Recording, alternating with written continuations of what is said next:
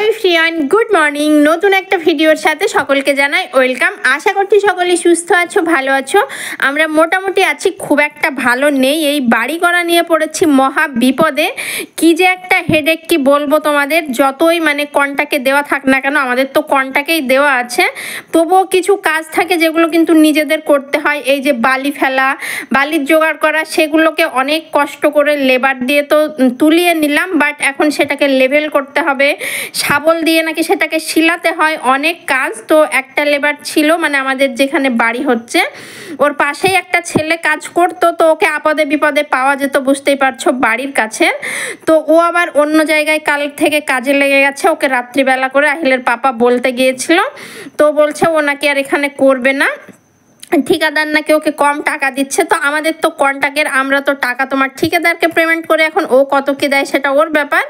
তো অন্য জায়গায় লেগে গেছে, বুঝতেই পারছো। তো এই নিয়ে সকাল থেকে চিন্তা করছিলাম। দরকারের সময় দেখবে কাউকে পাওয়া যায় না।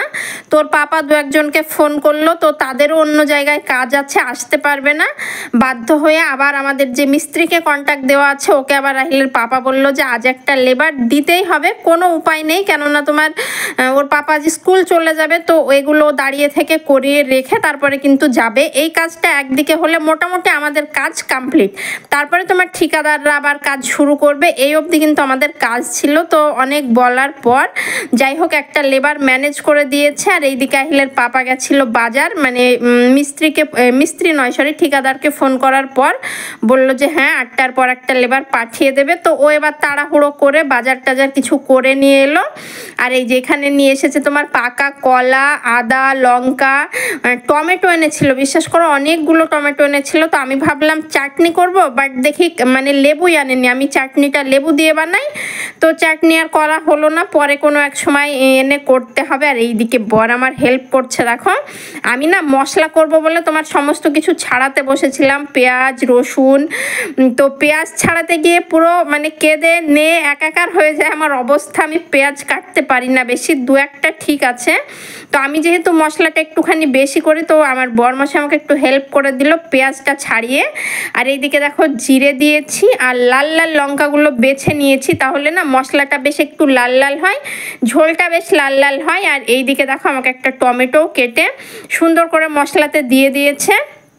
তো চলো, এখন তো কাজ অনেক সোজা। আগে তো শিল নোড়াতে বাটতাম, কত কষ্ট করতে হতো, এখন জাস্ট সুইচটা অন করে একবার ঘুরিয়ে নিলে কিন্তু মশলা রেডি। আর সেটাও 2-10 দিনের জন্য হয়ে গেল বানানো। আর একটা মশলা তোমার করতে হতো আদা রসুনের পেস্ট, তো সেটা এখন ছাড়ানোর আমার সময় নেই। আদা রসুন এগুলো ছুলতে বসলেই তোমার 1-1.5 ঘন্টা টাইম লেগে যাবে, যেহেতু একটু বেশি করে বানাবো। তো ভাবলাম ওটা কোনো এক সময় রাত্রে আমি বানিয়ে রাখবো।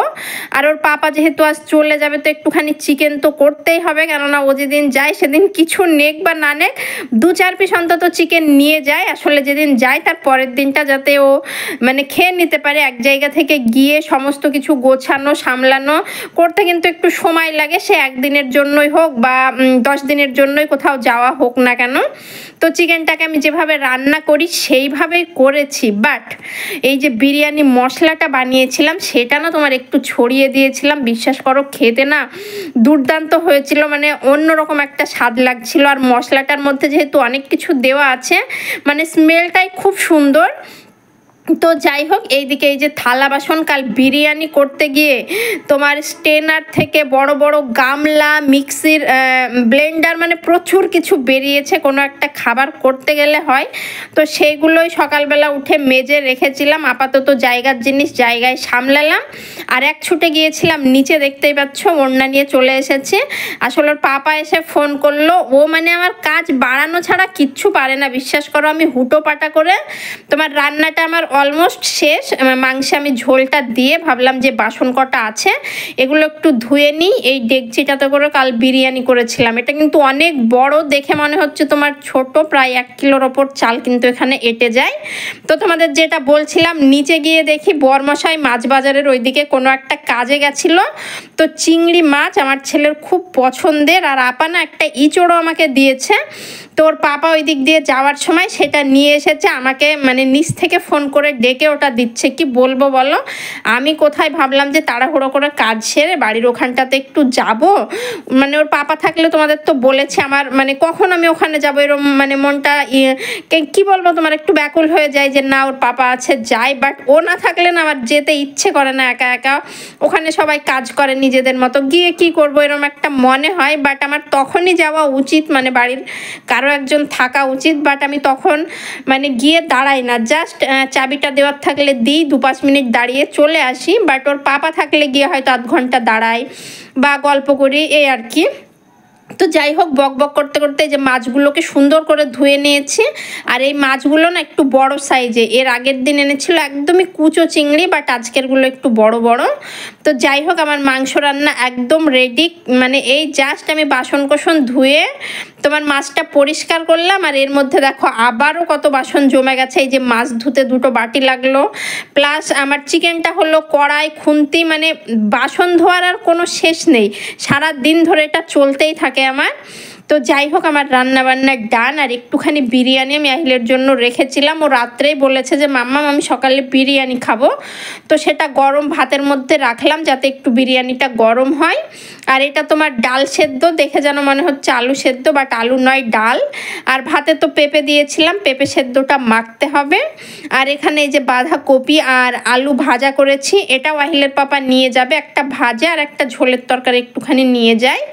আর চিকেন কারি, সেটা তো তোমরা দেখতেই পেলে। আর এই বাটিটাতে রয়েছে 2-3 পিস মতো চিকেন কষা, আমার আজ ইচ্ছে হয়েছে চিকেন কষা দিয়ে ভাত খাবার। তো ব্যাস, রান্নাবান্না কমপ্লিট, খুব একটা লেট হয়নি, এই যে কেবলমাত্র তোমার 9:30 বাজে।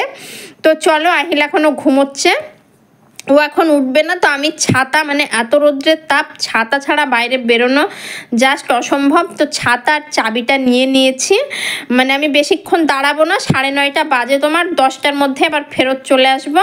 তো এই যে হুটোপাটা করে নামছি, চলো গিয়ে দেখাবো যে কি কাজের জন্য এত লেবারকে খোঁজা হচ্ছিল। তো ফাইনালি এই যে মাটিগুলো তুলে, মানে যাদের তোলার দায়িত্ব ছিল তুলে দিয়ে চলে গেছে, এটা লেভেল করেনি। তো আমি এসে দেখছি অনেকটা লেভেল করে দিয়েছে। এই গেল এক কাজ। আর এক কাজ হচ্ছে তোমার শাবল দিয়ে মাটিটাকে সেলাচ্ছে, যে মানে যাতে জলটা ভেতরে যায়, আর যখন ফ্লোর হোক বা টাইলস হোক যাতে সেটা সমতল হয়, যাতে উঁচু নিচু না হয়, পরে যাতে কোনো প্রবলেম না হয়। এই কারণেই কিন্তু এই মাটিটাকে নাকি ওরা জল দিয়ে দিয়ে সেলাই, এরম অনেক কিছু আছে, আমি অত শত জানি না। তো ছাতা নিয়ে আমি দাঁড়িয়ে, দেখতেই পাচ্ছ। আর এই যে দাদাটা, এই দাদাটা এই যে শাবল দিয়ে, দেখো মানে প্রচুর কষ্ট হয় গো, বিশ্বাস করো এটা করতে গিয়ে। তো যাই হোক, আজকের ভিডিওটা এই পর্যন্তই, দেখা হবে নেক্সট কোনো ভিডিওতে। ততক্ষণ পর্যন্ত ভালো থেকো, সুস্থ থেকো, টাটা।